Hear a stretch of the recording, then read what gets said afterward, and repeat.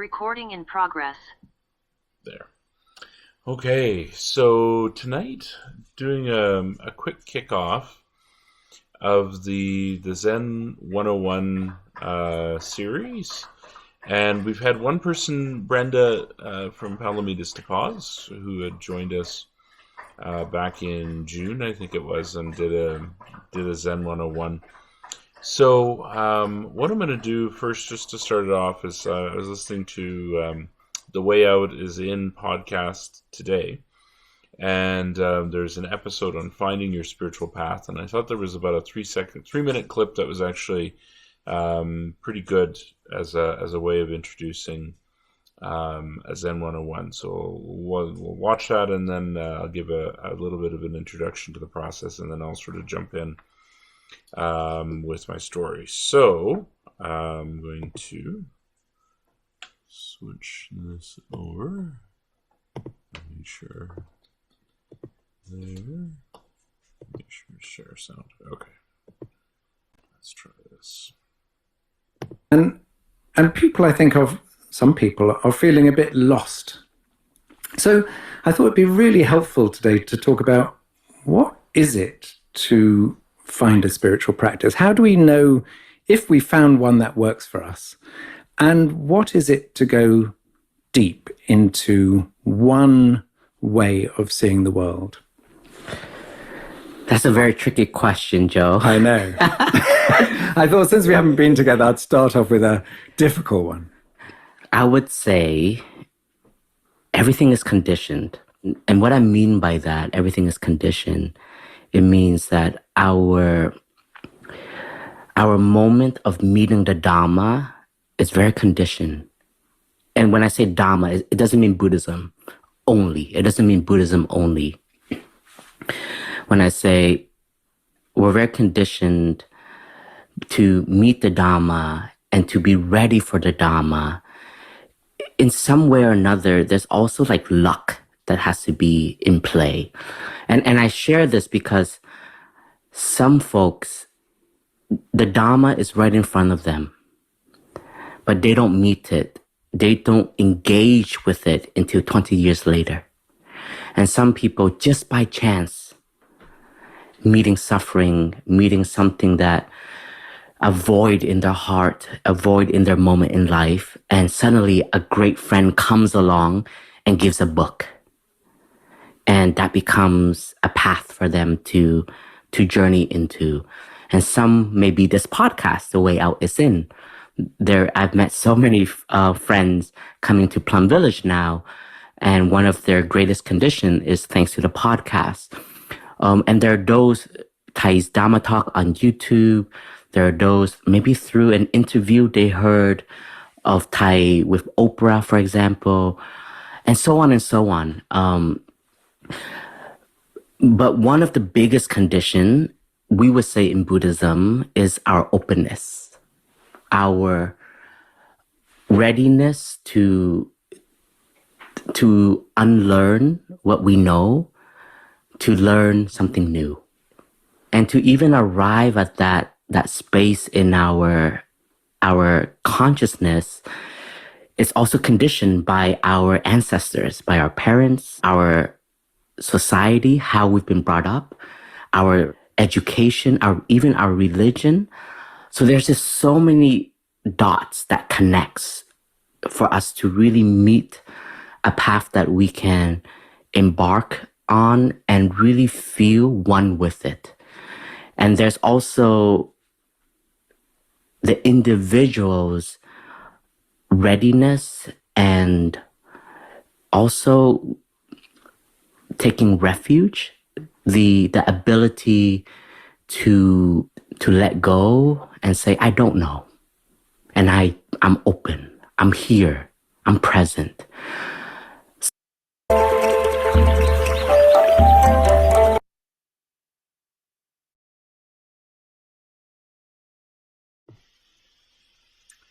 So I thought that'd be a good introduction. It's a really good podcast. It's one of the best ones out of that podcast series for people that are just coming to the Plum Village tradition or any spiritual tradition. So I wanted to include that. So Zen 101. Basically, the idea behind this is that it's not a teaching per se. It's not about sharing a particular lesson, and it's not about,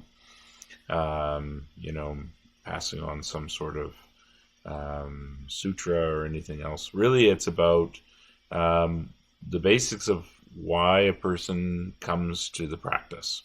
And a lot of different sanghas do this, and they call it different things. Rocky Mountain Zen that I was a part of in town, they do it. Angel City Zen down in LA, they do something equivalent. I think it's called like "Why Are You Still Here" or something like that. I think that's the name of their Zen 101. And so the idea is to share sort of your personal story of coming to the practice, and then sort of something that hits you as being particularly profound, and maybe something about the practice that is a bit of a challenge. So I'm going to, I'll kick off the series, and hopefully everybody will have a chance to share their Zen 101 story as time goes on, and we'll maybe invite some other guests to come and give their sharing as well down the road. But I figured I'd kick this off. So I'm not going to bore you sort of with the whole history of all the different pieces that led me to this point, other than to say a few things. So my first encounter with meditation was about 1990, and I started practicing, and it was through my karate school, actually. My teacher had a practice of what's called mokuso, which is basically mindfulness breathing at the end of each class. So from the age of about 11, I was practicing meditation, and I didn't really know what it was at the time, but it was something that I enjoyed. I found that it was a time at the end of practice to sort of reconnect with sort of myself and just kind of catch my breathing. And I didn't give it much thought other than that. In terms of my spiritual background, I grew up in a Catholic family, and I was really interested in that Catholic tradition growing up. I did go to church occasionally, especially with family, but it really wasn't actually until university that I got really interested in spirituality and developing a spiritual practice for myself. And my first encounter with Zen, in particular, was actually in the spring of 1998 in my Intro to World Religions class. And so rather than me talking about the experience of encountering Zen, I'm going to show you the experience that I had, because it came by way, just so happens, of a TV series that was narrated by Ben Kingsley called Religions of the World. And my instructor in my Intro to World Religions class showed that. So it's not the full episode. I broke down the pieces that I thought were most interesting at the time into about an 8-minute clip. So I'm going to share that with you now, and we'll talk a little bit more.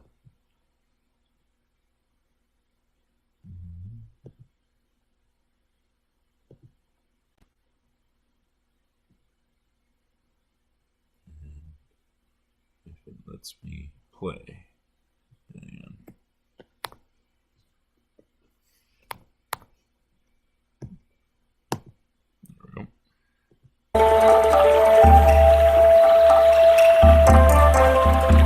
In Zen, truth means seeing reality as it is, without any projections. Sky is blue, grass is green, water is wet.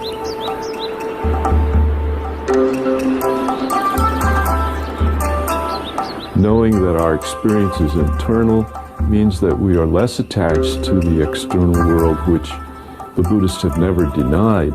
They are not nihilist. They've never said that there's nothing out there. This conditioned thinking is composed of greed, anger, and ignorance. So therefore, when you see the world, perceive the world in this way, there's always a separation from the subject and the object. The word Buddhism comes from Bud, means to be awake. So actually we would usually say Buddha Dharma, awaken to the truth.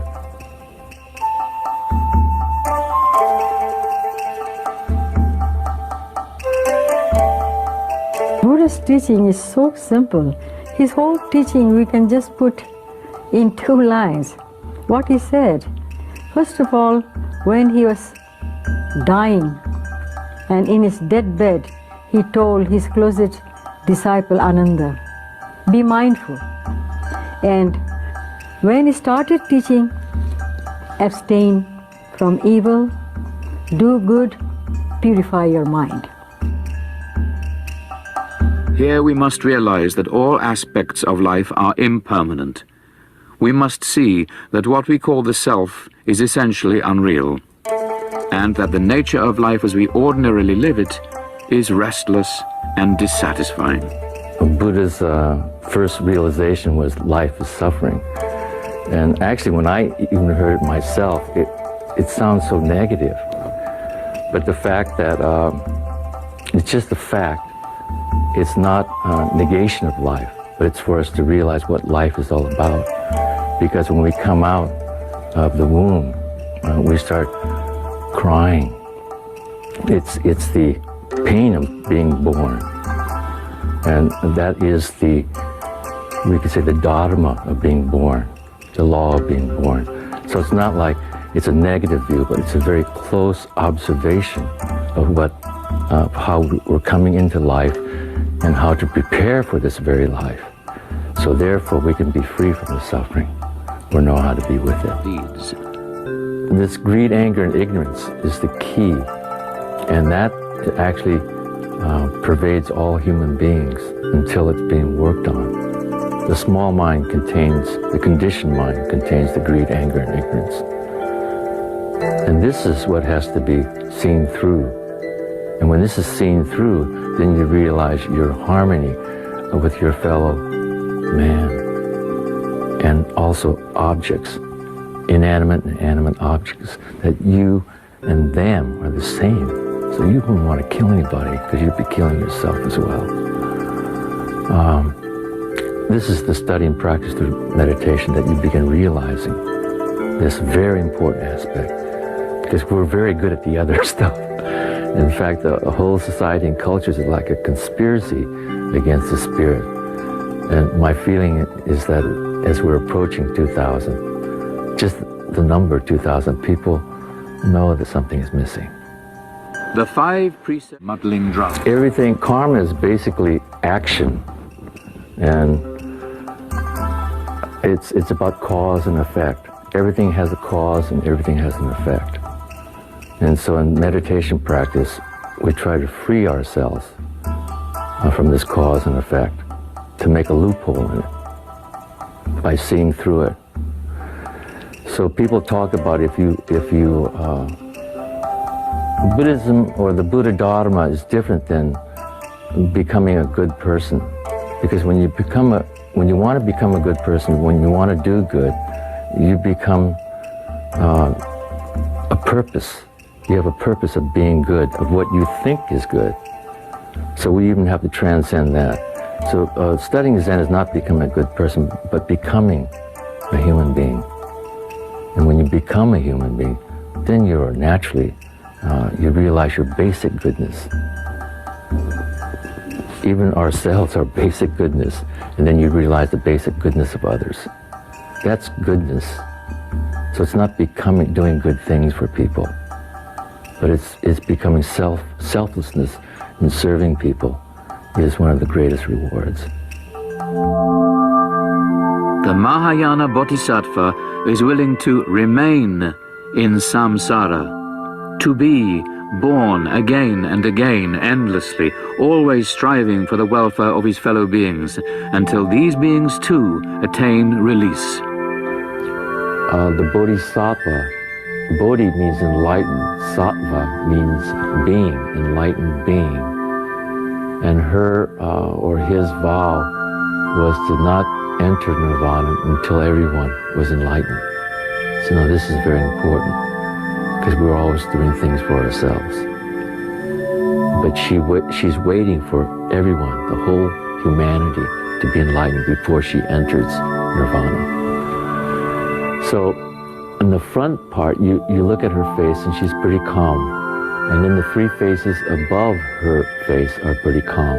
But as you go clockwise around, the faces become more and more filled with anger, frustration, anxiety, horror, until you come to the last three. And that's devastation, despair, and hopelessness. And this is the part where most young people, or even just people, but I'm thinking of the young people, that's where they kill themselves or commit suicide. But what the Bodhisattva wears this as a crown, because this is part of life. And because we have a mind and a body, we're going to encounter this, whether you're a Buddhist or not. So she wears it as her crown, as her path. So for the Mahayana school in Buddhism, the Bodhisattva ideal, or the Bodhisattva vow, is one of the most important things. So it's not just doing good or saving people, but it's her life, and it's her way to be shared with everybody. Okay. You know, Zen is very popular in the sense that you could say the reason it's very simple and very direct and very methodic. A popularity does say something, but at the same time, when people begin practicing it, they begin encountering themselves. And most people didn't expect that, so that's when they leave, but actually that's when they should stay. Be helpful. And as you might have read,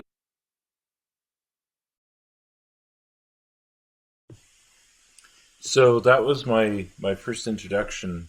I mean, you hear the word Zen, but you didn't really, I never really understood what Zen was about. So it was actually a really good introduction, sort of looking back.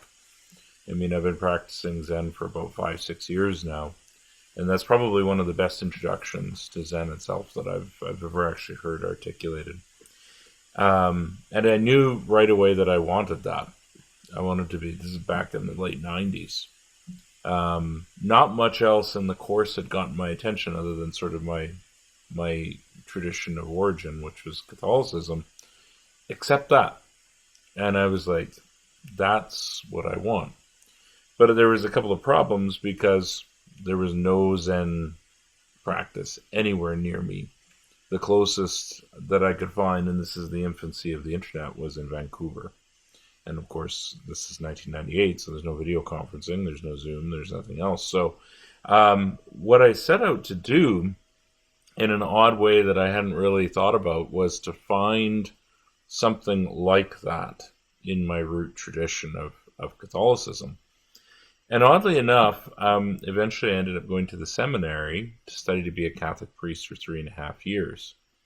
And one of the things that I discovered is that I had at the end of my second year, I had a course in Catholic spiritual theology, and a big part of the course was studying the Catholic mystics, which, believe it or not, actually are Catholic spirituality, mystical spirituality, is very close to Zen in some ways in terms of the way that it views the world. It's not well known, sort of, to most Catholic practitioners because the perspective of the Catholic Church for a very long time was, don't worry about the spirituality, leave that for the monks, leave that for the nuns, just show up to church on Sunday. That's all you need to do.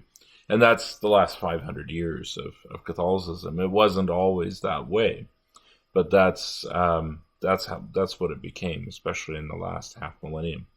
But one of the things that, as I carried on in the seminary, was that I grew increasingly dissatisfied with sort of what I was doing there. And it took me a very long time to realize why that was, what it was about being in that place and in that time And in learning what I was learning and experiencing what I was experiencing, I was in the seminary for 3.5 years, and almost from day one, right up to the time that I left, I was extremely frustrated. And I couldn't peg why. And it wasn't until years later that I was really able to sort of bring my own articulation into it.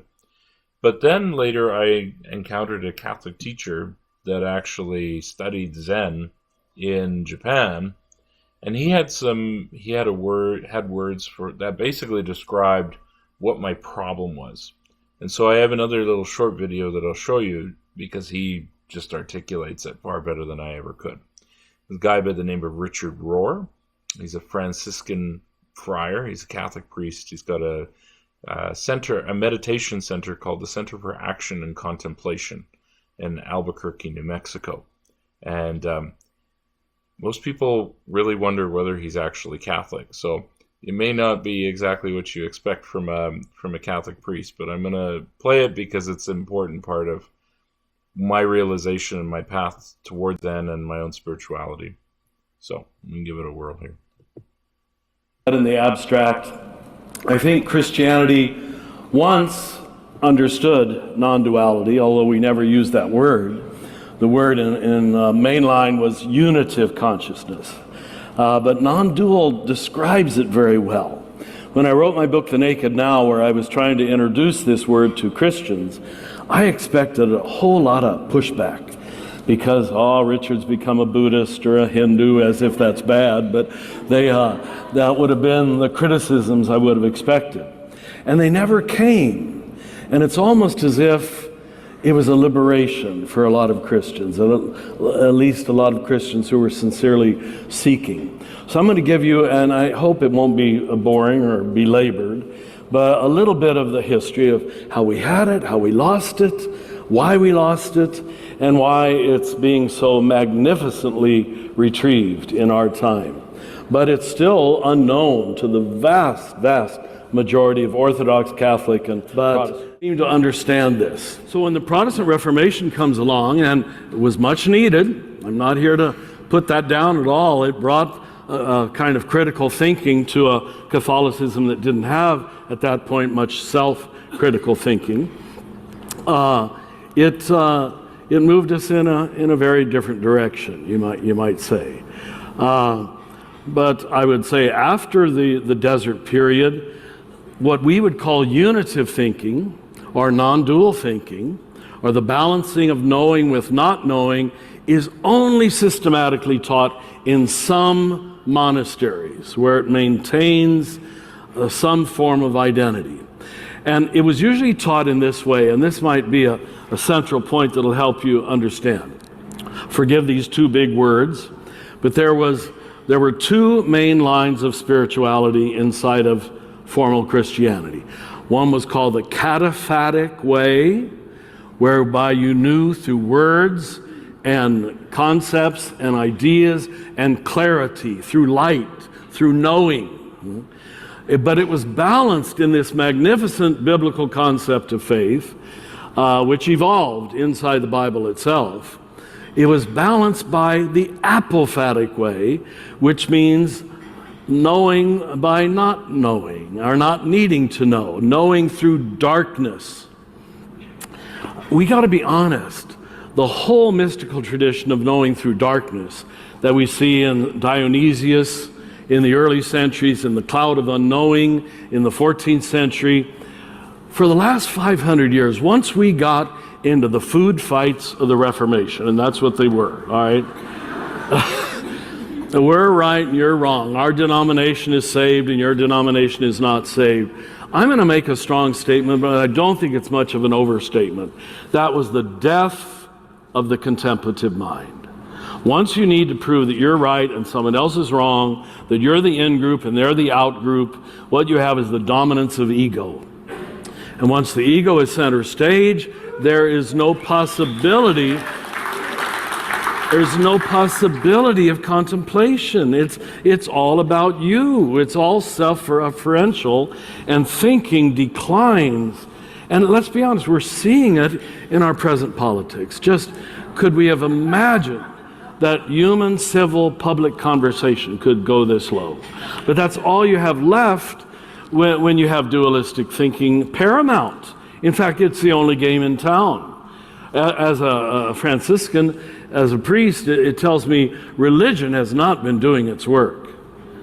We are not transforming this culture. And the Judeo-Christian tradition is still supposed to be the foundational religion of Western civilization, whether it really is or whether it ever was, I don't know. I'm not here to make that point. But, you know, a civilization cannot survive if it is actively involved in hatred toward its own spirituality. And that's pretty much where we're at now, but for understandable reasons. That it just wasn't doing the job. It was more what spiral dynamics would call tribal thinking, blue level consciousness, where it wasn't about being a transformed person, it was about belonging to a tribe. And we were the Catholic tribe, some of you were the Protestant tribe, some of you were the Jewish tribe. And that became the be-all and the end-all, affirming the boundaries of your tribe, why it was right, which left us at a pretty low level of knowing. So, again, I want to repeat, I didn't develop it enough a moment ago, but when you have balanced knowing with not knowing and not needing to know, the ordinary arrogance of the mind, which, by the way, I think Genesis warns us against. You know, there's a most unlikely line in the creation story of the Jewish people where Yahweh tells them, you know, if you eat of the tree of the knowledge of good and evil, you will most surely die. Now, that's a really shocking statement. I had 4 years of moral theology. I got a degree in eating of the tree of the knowledge of good and evil. Do you understand? And what I think it was a warning to tell a religion, you better be humble about your knowledge of who's right and who's wrong, who's in and who's out. Warning right in the first chapters of the Bible against eating of the tree of the knowledge of good and evil. Well, we've been eating of it for centuries, you know, voraciously. And when you only have the cataphatic way, certitude, clarity, concepts and opinions about which I can be right and you can be wrong, you have the death of darkness, non-knowing. I have to say the only place where that was consistently taught was in the mystics. The mystics, they revel, and people like John of the Cross and Teresa of Avila, you know, they revel in the language of darkness. They called it learned ignorance. Learned ignorance. Isn't that interesting? The freedom not to have to know, in fact, gives space around your knowing that allows you to move to the heart, to the intuitive. But this arrogance around knowing pretty much has controlled the field. You know, I'm sure you've heard that line that if you want to tell a lie and get away with it, tell a really big lie. We've had some evidence of that in the last year, you know. And ironically, people are more ready to believe really big lies than little ones. I don't know the logic of that. But that was certainly true in the whole degeneration of the biblical notion of faith. When faith meant comfortably not knowing, and we turned that around 180 degrees into being certain about everything, which has reached its low point in what we call fundamentalism, which is not just true in Christianity, but really it's resurged in all of the major world religions.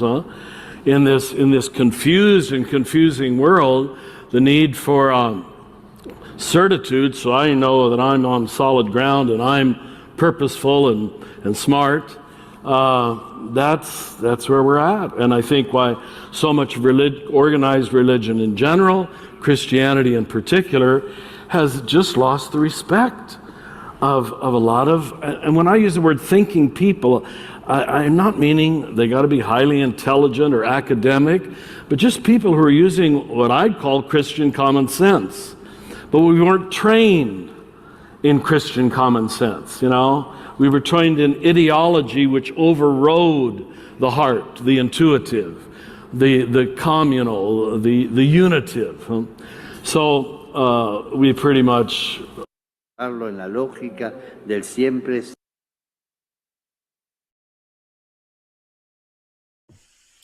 So it was good to hear somebody from my own tradition sort of basically at the root of it say it's okay to practice the contemplative. It's okay to practice that which I'd heard in my original lesson of Zen. And so during COVID, I had an opportunity to actually, because all the Sanghas went online, I've had the first real opportunity to start practicing Soto Zen during the COVID period. And so I was able to dive into that, and I dove into Soto Zen. And I practiced it for a few years.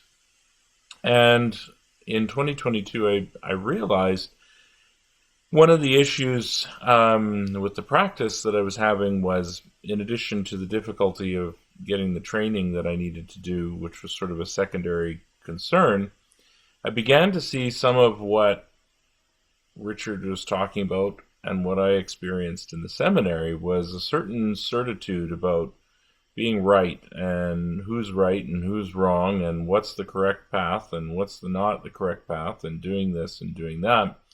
And it was only at the death of Thich Nhat Hanh in 2022, I was aware of the Plum Village tradition before, but I'd never really explored it.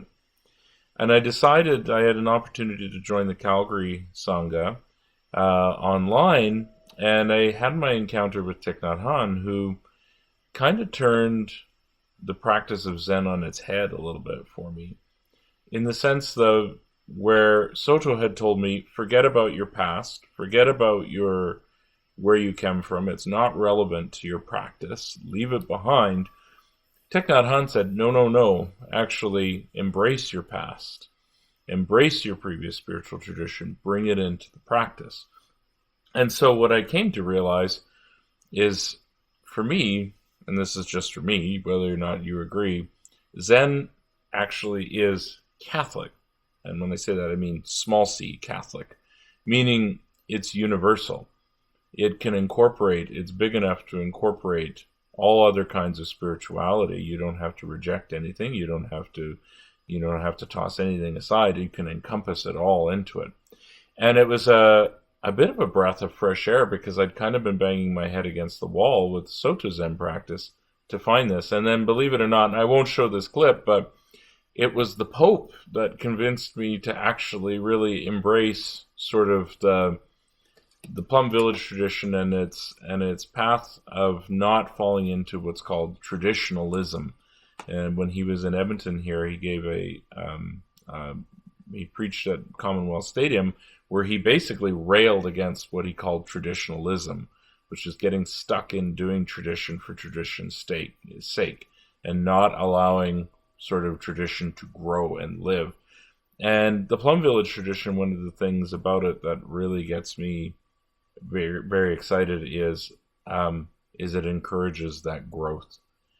And so that's why I practice, and now I've been practicing in the Plum Village tradition longer than I was in the Soto tradition. I was thinking about that actually today. It's almost 3 years. It'll be 3 years in February that I've been practicing.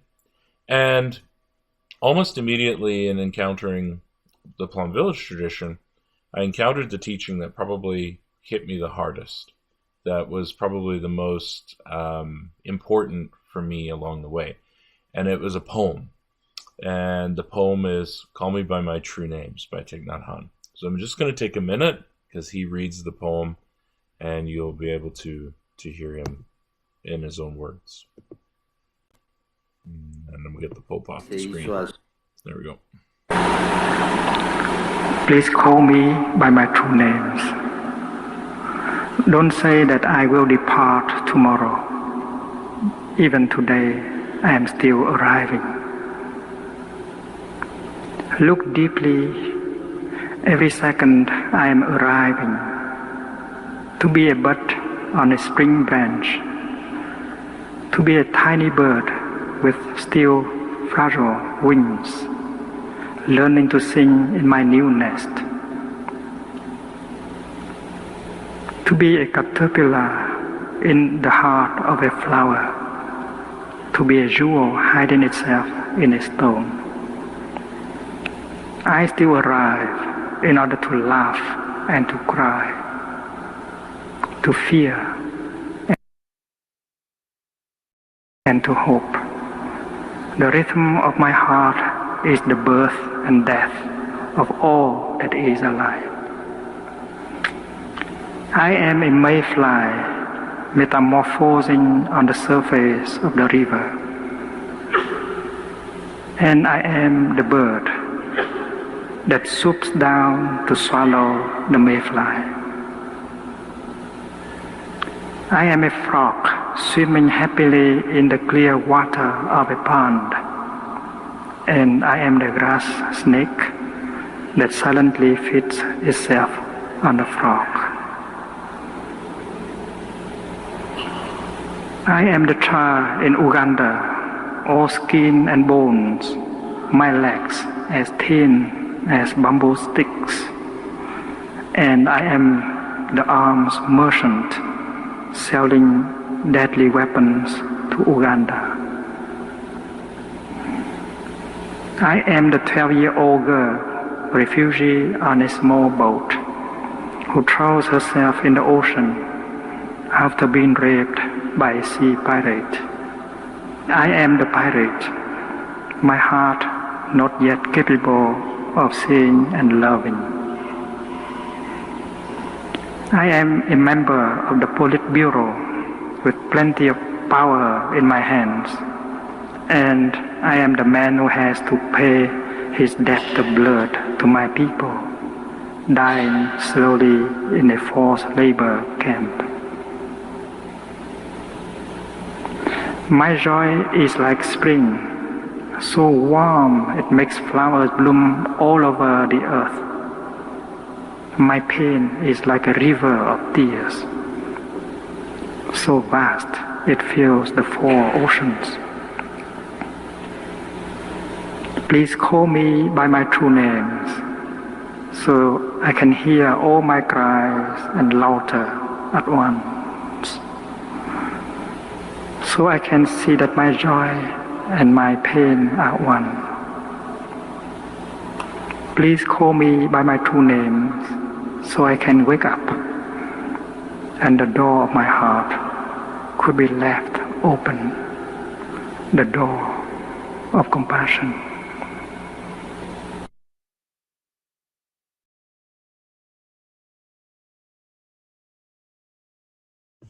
So nothing in the poem was, after studying Soto for a number of years, was new, but it was a whole new light. It added a whole new sense of color. I described Soto Zen, if you have a kid's coloring book, and you open the coloring book and you just see the black and white. You see the black outline and the shape of whatever you're supposed to color and what have you. And it's foundational. It deals with, it has that piece, and it's kind of confronting you saying, figure out your own coloring scheme and, spend the time to really do that. The Plum Village tradition, basically, it's the same picture, but with the color.